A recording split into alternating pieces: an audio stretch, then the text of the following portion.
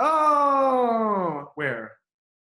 There. There he is. Hello. Hey, Oh sorry my about God, I that. was doing the worst job stalling. I'm so embarrassed, but we did it. You're here. I really apologize. Oh God, I'm so okay. For all those who were just listening to that 10-minute rant, thank you for sticking on. I appreciate you. Let's get right into it. Phil Ginsburg, how was the call that you were Oh, just on? Manny. Are we allowed to Uh, talk about it? talk a little bit about it. It's part of the city's emergency operations structure. Basically, this is our life now. It's Zoom calls all day long, I and we know. all have different roles and responsibilities. But at 6 o'clock there are calls involving basically some department heads and some of the other folks that are really directly involved in frontline response. And I'm involved in those calls just because, frankly, parks are playing such an important role in all of this. So Yeah. it's actually a really interesting moment to work for the city because just like it looks like you're on your front porch or back porch, but I'm in my kitchen, but oh, you're in your kitchen, but the we have enough fern is natural getting light. green there. It has That's so enough nice. natural light that it Yeah, I feels. got to turn on the lights here. It's getting dark. Anyway, there are a lot of people on the call, and everybody's pretty real, and we're learning about what happened throughout the day and what the challenges are and what's going to happen tomorrow, and it's actually important information, and it is really inspiring to see how hard people are working to try to kind of make this all just to do the best we can with all this. So I guess that's my first question. First of all, Phil, thank you for all of your hard work during all this. I mean, you're such a steady hand, and I'm glad and I'm heartened to know that the city is that the parks are something that you're. Oh, Manny, I lost you there. I can't hear you for some reason. How's Oh, this? yeah, better. Okay. Operator, can you hear me? Coming in loud and clear. I can totally Okay. hear you now. Oh, amazing. Okay. So my first question is like, okay, so the parks are open, the rec areas are not open. Predictions on if that's going to be how it's going to stay until all this is Right. over. Well, so yeah, so our most of our parks are open under the health order, and this in and of itself is kind of an interesting evolving story as to how where we got where we are. But under the current health order, what is not permitted and what cannot be open are playgrounds, basketball courts, tennis courts, dog parks, skateboard parks, um, and I think that is it. Now, what's interesting about our system is that obviously some of our spaces you can close, and other spaces you can't. So we have literally physically closed certain neighborhood playgrounds where really the predominant element is just like the playground and the basketball court and the tennis court, and those we've actually locked up. But because we've had to, but we've got, if you go to the Panhandle playground, you can't close the Panhandle. So we just have a sign that says that the playground is closed. And here's what I would say is, like, it's been so inspiring to see how by and large most San Franciscans are really doing the right. Mm-hmm. And I know we're all kind of freaked out, and we're all finding people who aren't. And, Right. there are 900,000 newly deputized park police officers in our city. Um, uh, and, not everybody's complying. And so, we are trying to kind of inspire and educate and, if necessary, enforce. But, um, you know, again, by and large, I think people are really trying to do the right thing. It's just that it's so important to be outside right Right. now. We're Right. sort of all outside complying at the same time. Yeah. And Yeah. that's what can get a little hectic. But are you worried about the public health officer and the mayor maybe shutting down the parks? Because that's what happened in LA, isn't it? Well, it's what happened in LA last weekend, this Yeah. past weekend for Easter Yeah. weekend, and it's what Yeah. happened in Seattle. And Right. I'm actually, I'm not. I mean, I think what would happen if certain spaces we just could not get compliance, Right. say you know, I mean, I don't even want to use this example because I don't want it to happen. And I actually think people, Dolores Park is getting, can get a little bit of a bad rap because I'm sure you can find people in Dolores Park at almost any hour of the day. But I get pictures of how we're doing, and I go by there myself, and I get Yeah. Dolores Park is doing really well for the Yeah. most part. Yeah. But if it just went nuts, then yeah, theoretically, I think that and we couldn't get compliance, then the next step would be to close it. It's almost impossible to close, quite candidly.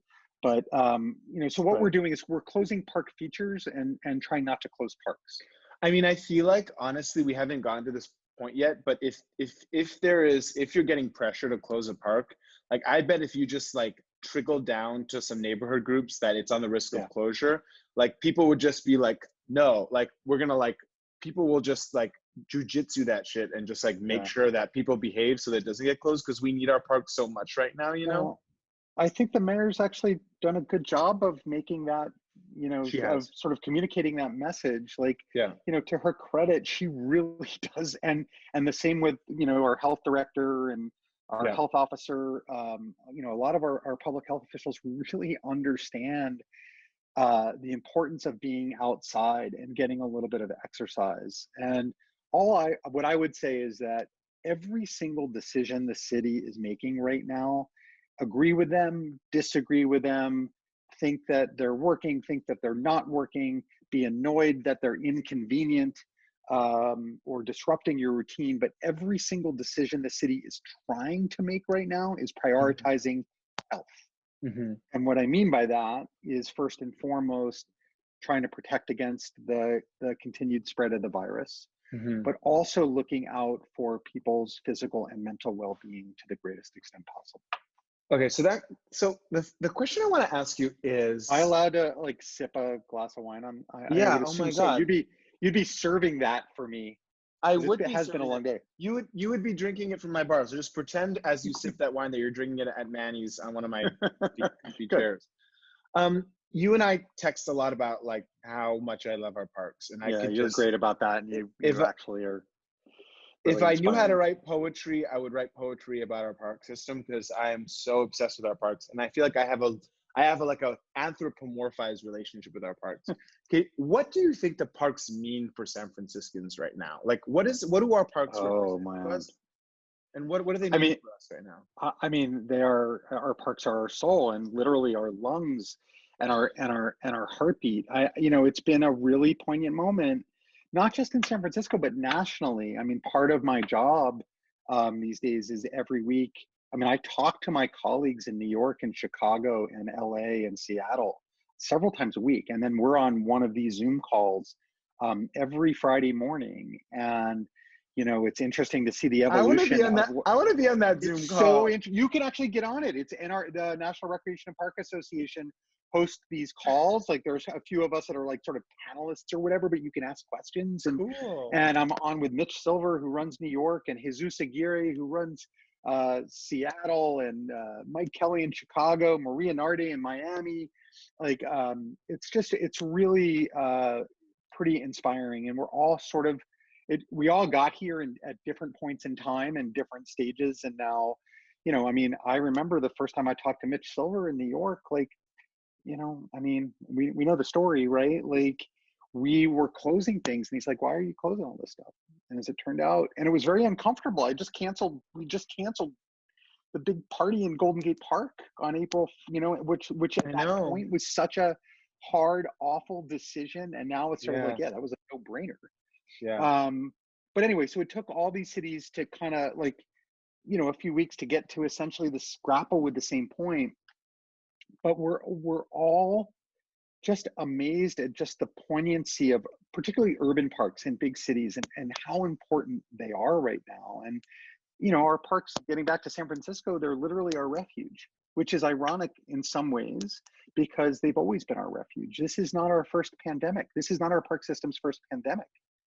And it's not our park system's first disaster. We've had 2 or 3 pandemics during the history of our park system. And, we've had 2 earthquakes, we've had an AIDS crisis, and our parks have always been there for us.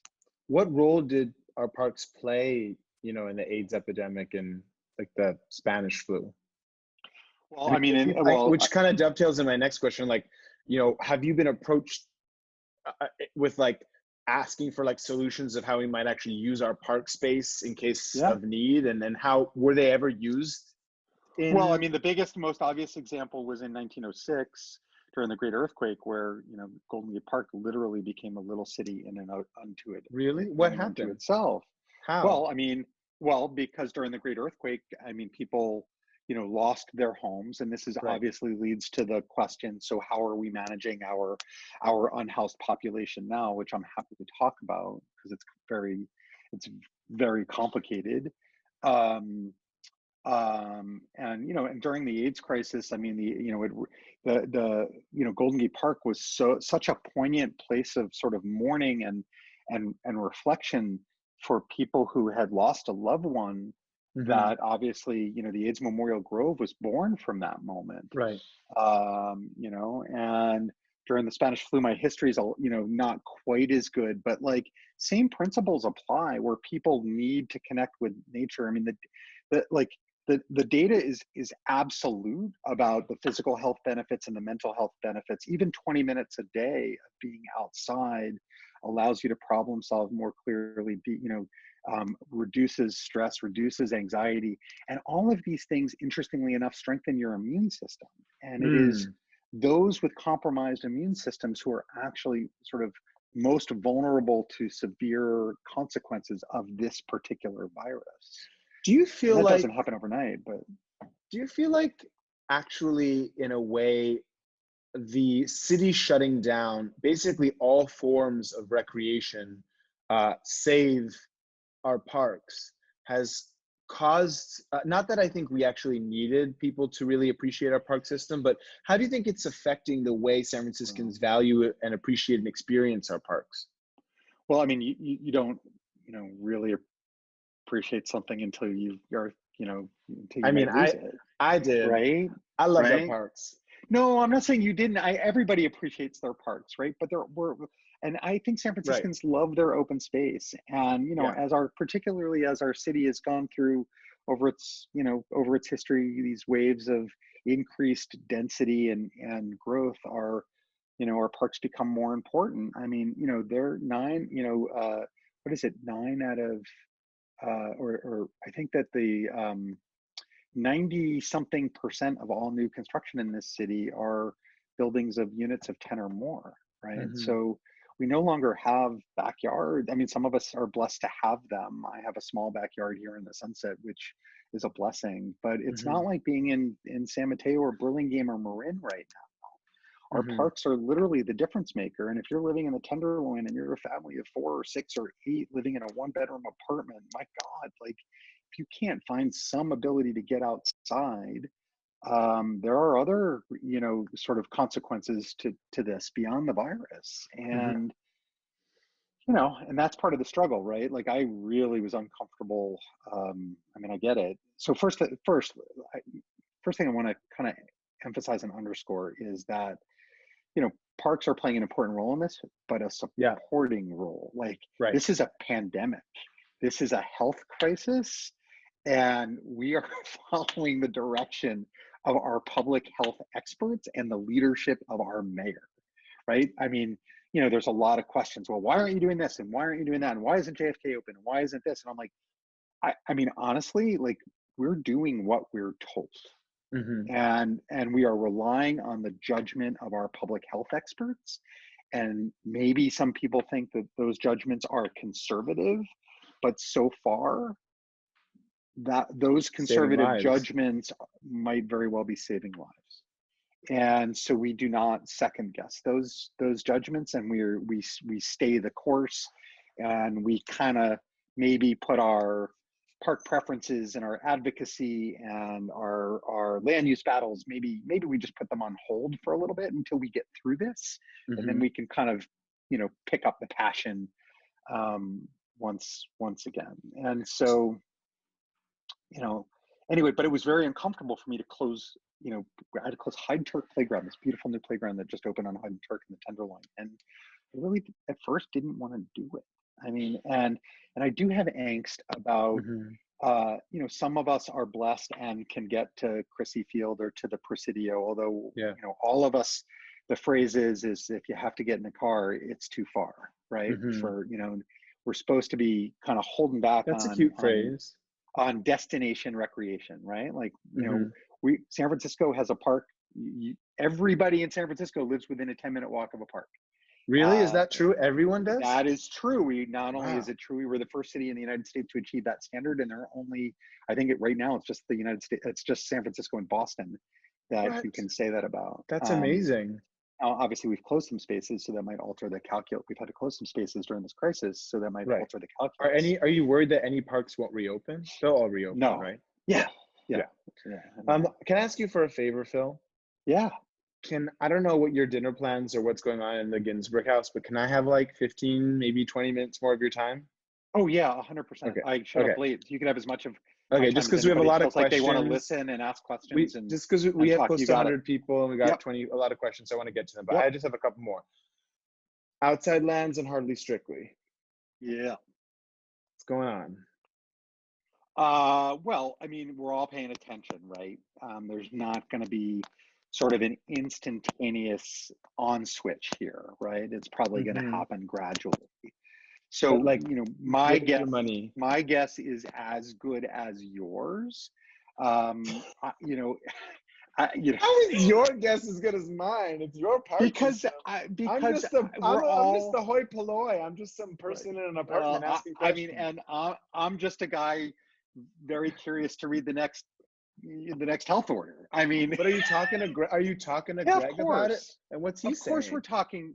I mean, and you know, so they're hoping and hoping and hoping, you know, that the date will stick, but probably looking, in all honesty, a little bit less likely with each passing day. So they are thinking about contingencies, and you know, that's a very complicated endeavor. Look, that event is super. You know, that event Hardly Strictly. I mean, all of these events. I mean, we had to cancel the PGA Championship. You may or may not be a golf fan, but that's like the Super Bowl coming to San Francisco for if you are a golf fan. And that got moved from May, and it's been rescheduled to, frankly, right around the same time as Outside Lands. So we'll see if either of those events can stick. You've got Stern Grove, the Stern Grove Festival. You had Stern Grove is closed. Stern Grove the space is not closed, but because it's a park, the festival, the festival was probably not going to go on as, you know, on the same calendar as it was expecting to, and Beta Breakers pushed back, and Beta Breakers. You know, so look, if we can come out of this, and our public health officials, if we can get to the point where we can be in community again, it's, you know, has the potential to be a really fun fall, but we all have to be honest that I think what's going to happen is that we're going to come out of this slowly and very incrementally. And so what that really looks like in the context of summer music festivals, you know, I mean. Right. And in the scheme of things, not being able to go to your summer music festivals in order to save lives of your fellow San Franciscans and Bay Area folks, you know, and we all get that. Yeah, by the way, do. You know who gets that? Every single artist that would have been performing, and certainly the folks that are hosting this festival. Totally. So everybody gets that, and so, you know, the challenge for us is, you know, it was so dramatic to start to kind of unwind all this and say, okay, there can be no big events and to cancel permits and this and that, whatever. Right.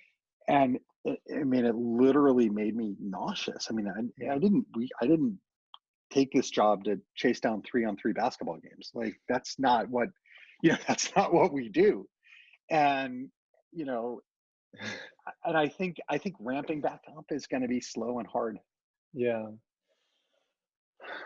Do you have any, I think my last question, then I want to get to all the folks who've tuned to asking questions, is I do think, so like, if San Francisco's a crown, right? And like, just imagine it's the crown. Like, if you think about like what the big ass like sapphires and emeralds and rubies, like those are our parks, you know, they are, I think it's the thing that so many of us are most proud of. And so we are, I feel like so many of us are so fiercely loyal to them and and protective of them, how can the average person like ensure the long-term viability and the short-term viability of our parks so that we don't lose them in the middle of shelter in place? And two, like, are there things that are really hurting now that a slow recovery you actually will need the community's support to rally around to get our parks back to where they were? I imagine a $1 billion shortfall in the city budget has consequences for your department as well. Yeah, well, look, I mean, I think I'll start with being super optimistic, which is that our park system and our people are really resilient, right? So we will get through this, and our lives are being disrupted, but I am really have great long-term optimism, and you know, our park system's got some great bones, like we are going to get through this, and I'm very hopeful that there will even be a parks bond on the ballot in November where we'll be able to invest another tranche of money in making sure that every park in San Francisco is that jewel. And so we will continue that work, and I'm very proud of the last 10 years of literally $600 million of investment in our park system and nearly $150 million of philanthropy in parks all across the city in the last 10 years. It's really been a transformational time for San Francisco parks, and I hope people appreciate that. We've all done this together. The thing that I think, look, I am most sad in some respects about the loss of this opportunity to really celebrate Golden Gate Park's sesquicentennial. Right, and we were gonna do a thing around it. Remember? Yes, we were totally gonna do a thing. We were gonna do a thing with advertisers and we were gonna do a whole. And you have 150-foot observation wheel sitting in the music concourse right now, which for me feels like a symbol of hope, because it's only like 3/4 completed. It's only 3/4 built. I'm hoping we come out of that, and when we do, I hope we really all participate. And for now, if I could make a quick plug, and then I'll get to how we really need San Francisco to rally together. Go visit goldengatepark150.com. It's Golden Gate Park's 150th birthday website. And it has really, like, I'm so proud of the job everybody did to pull this together somewhat last minute. Tonight at 5 o'clock, you could have seen Metallica perform in Golden Gate Park in 2017. And by the way, these shows, they're not released. So it's not like, oh, anybody could kind of see that. Maybe if somebody had Why? Was it like a secret show or something? No, it was a public show, but it was never, the broadcast of the show wasn't actually ever released. So if you were there and you had your iPhone, yeah, sure, you can see it. But they released the show, and you actually kind of feel like, you may or may not be a Metallica fan, but there's going to be there. I'm not either, but okay. I mean, I am, because they're awesome. You have to be. They're amazing, right? But yes, but not really. But for me, Boz Scaggs performed last week, which was a Hardly Strictly Bluegrass show. I think Joan Osborne is performing. We have music scheduled throughout, virtual performances that took place in the park, and they're only online for a week at a time. So there's a little bit of, come see the show. Right. And the website in general has just all these virtual tours of the park. But are you going to reschedule the 150 celebration? Well, I mean, again, just like with Hardly Strictly and another, in Outside Lands and all these other events, we absolutely want to. And, we're on, like the rest of the world, we're kind of on hold until we get more guidance. Okay, so I want to get people, go ahead. And then I'll shut up and then go to the questions. No, I'm not shut up. I want you to keep talking. Where we really need people is, look, you alluded to it, $1.7 billion of structural deficit. And it is important for our community, as the city's going to have to make some really tough, difficult policy decisions and cost-cutting decisions. And look, we've got a lot of vital and essential services in San Francisco that all need to be funded. But let's never forget that right now, during this crisis, our parks were here for us. And, we need to rally behind and be here for our parks, as we're communicating with our policymakers and elected officials, and making sure that people understand that that these are just vital, essential resources. Parks are not nice to haves. Parks are must haves, right?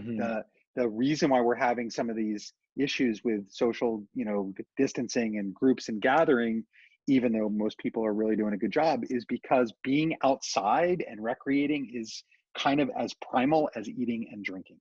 And so we just need to remember that come budget season. Great. And I'm sure, and there's no better advocate than you. Final quick question. What is your favorite spot in Golden Gate Park? I think I really actually have a few. I'm going to go with the casting pools behind Angler's Lodge. It's so unique and so serene. It's this mix of nature and just serenity. Yeah, Where the I've seen fly that fishing place. lodge is. Yeah. If you haven't been there, Manny, you should go check it out. It's just like something. You should show me. It's just We'll like go together. some place. Yeah, I would love to go with you. It's just like someplace out of time. But I, obviously, the AIDS Grove is just so amazing. I truly love and adore the botanical garden. I'm a runner, so I like to get lost on the trails on the west side. You're kind of asking me to pick my favorite cousin or something like that. You can't do that. You got to pick one spot. All right, I went with the casting pools. Okay. For today's conversation. All right, so let's get into some of these questions. Carrie wants to know: have you been able to make repairs and upgrades during shelter in place to the parks? So particularly in conjunction with Golden Gate Park 150, we had 150 different park improvement projects planned in Golden Gate Park. Many of them have happened, and some are still happening. Even construction and maintenance work has come under this health order, and we've had to assess which projects based on criteria in the health order are deemed essential. So there's some work that is continuing and some work that is on pause.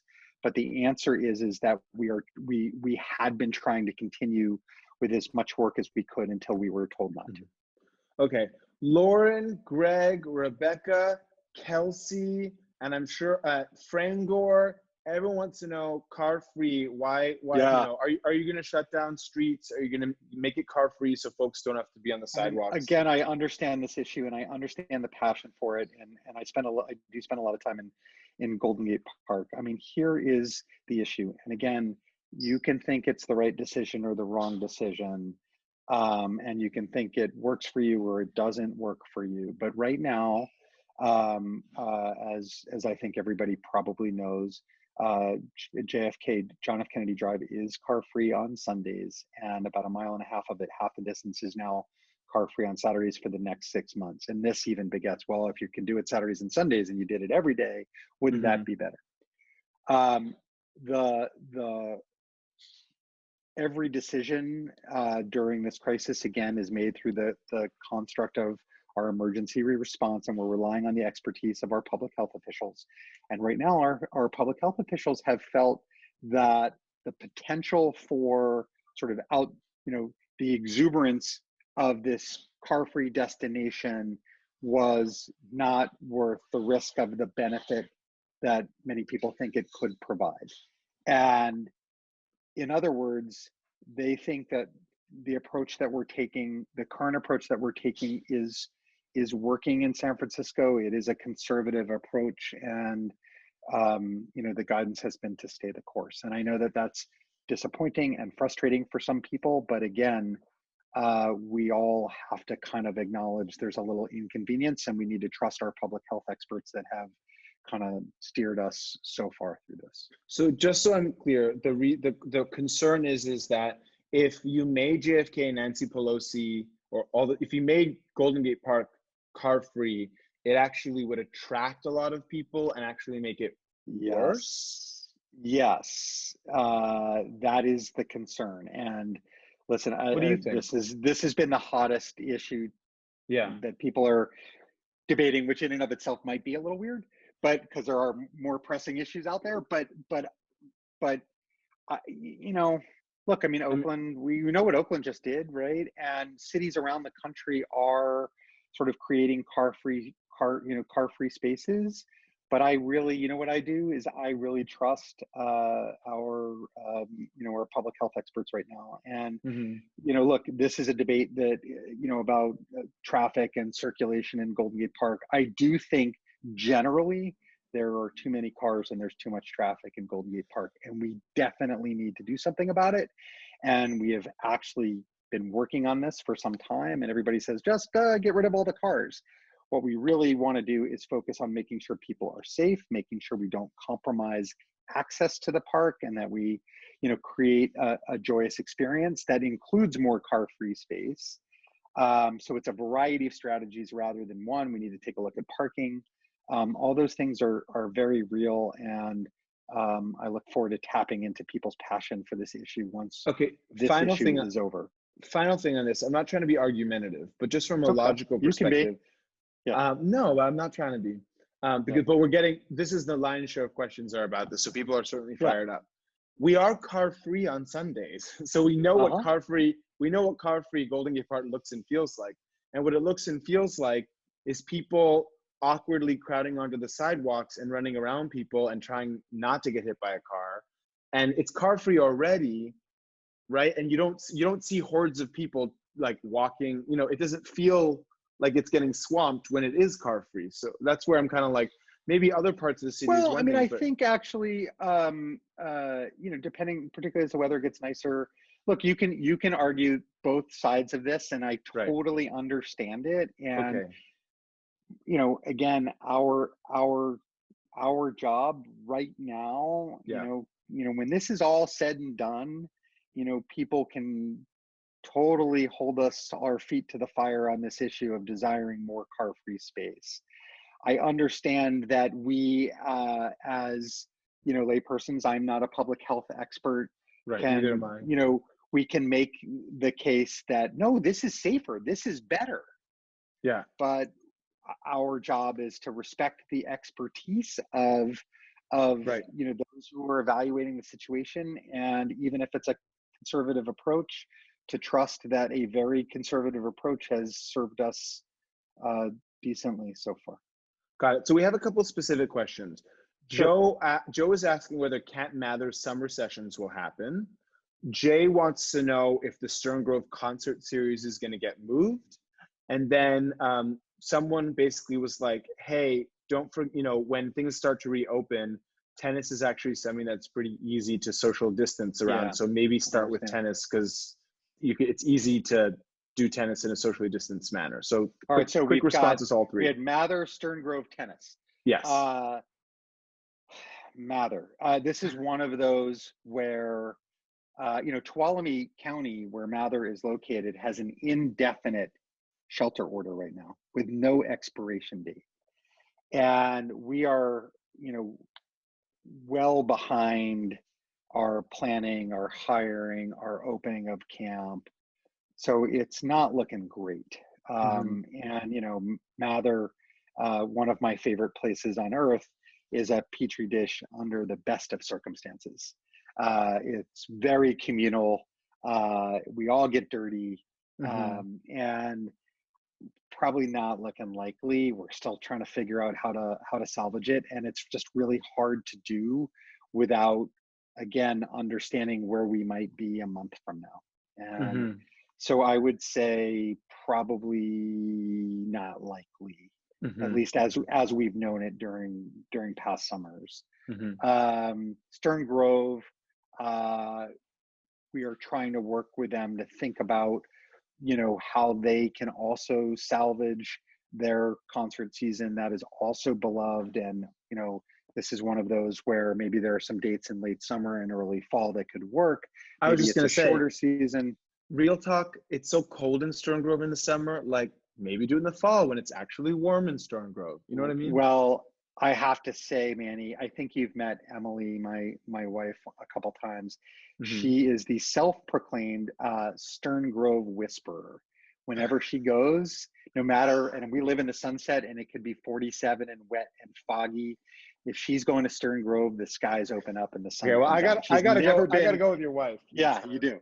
And Because tennis. I've been sitting up there freezing my tail off, being like, I like the opera, but I can't feel my toes, and then there's fog everywhere, and I need to drink more rosé because I'm really cold. Yeah, well, anyway, so they're working on seeing what they can do in the fall, and again, it's just a question of, this is a national conversation, right? We saw, our governor and the governor of Washington and Oregon today started to talk about how we get back to normal plan, and then governors on the East Coast did the same.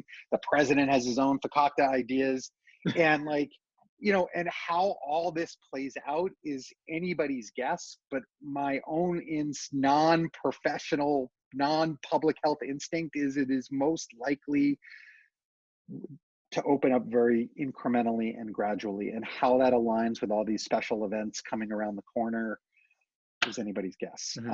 Tennis, I agree. I was disappointed that tennis courts were specifically named in the health order. And yes, we would love to get them open. And frankly, golf courses, I like to get everything open as quickly as we can, provided that it's safe to do so. Okay, Phil, let's end on this question from Jay Bain, which I think is a fabulous question to end on, which is, what are you seeing about how nature is doing in the parks during shelter in place? Are you seeing more local wildlife come out? There's a mention of great blue herons. Let's end on a positive note. Like, how's the wildlife of the parks being affected, maybe in an unexpected way, with a lot of the humans, Well, so Mother Nature bats last, right? And Mother Nature is not really all that focused on social distancing principles. And our park and our staff is out. We have natural areas in our park system, but like a lot of it didn't just happen, right? Golden Gate Park would turn to sand if nobody turn back to sand if nobody took care of it over time. Right. And so, our park staff is out, and look, I mean, I'm sure everybody who's on this, on this program tonight is spending a lot of time outside, and hopefully what you're seeing is beauty. I am seeing a lot of nature out there, but there are also a lot of people out there. Not having so many cars might be making a difference to those of you, wink, wink, I get it. I've seen a lot of blue herons, coyotes. I see coyotes all the time, and I haven't seen one since some of this social distancing and the shelter at home order took place. But our parks are, actually they're doing great. They're really doing great. Well, Phil, thank you so much for the time tonight. For the folks who've tuned in, if you go to the Q&A box and you go to the answered section, there is a link to become a sponsor of Manny's, my small business, which, unlike the parks, are closed right now. And so we could really use your help in becoming a sponsor of Manny's. It's $36 a month, and it is exactly the financial support that we need to stay in business and also be able to reopen. We are providing this conversations as a service to the community for free, and we appreciate all of you who've tuned in. And if you'd like to allow us to continue to do it and to reopen better than ever, you can go to joinit.org/o/Manny's and become a sponsor. It would mean a lot. I'd also like to thank my team over here to my right, Jupiter, Ram, and Sam, for putting all these talks together and being so awesome. So it's joinit.org/o/Manny's. And finally, I just want to say to Phil Ginsburg, you have the best fucking job in the city. I mean, you just do. I know it's a hard job. I know you have to deal with your share of gripers, but like your constituency, like my constituency is small business owners, and I love my small business owners, right? They're my people. Yeah. But I probably would trade all of them in to represent the parks, because the parks are so amazing in this city. And so, yes. Did you ever watch the sitcom Parks and Recreation? I have, yes. Okay, so it is kind of exactly like my job. Really? And for those who are, mad at me for anything I've said about Golden Gate Park or anything other decisions I've made, I will only say this to your point. What Leslie Knope, Amy Poehler's character, used to say, I never hear people yelling at me. They're just loving their parks loudly. It's true. It is true. And so they love you by extension, right? Maybe. Some. We're hoping. Some. Fingers crossed. Fingers crossed. Happy Passover to you. Have a good final Thank few you. years Chag of Sameach. Passover. Chag Sameach, and keep fighting the good fight. We're here for you if you need it. Okay, Phil? Love Thank you buddy. so much. And thanks everyone for tuning in. Good night, everyone.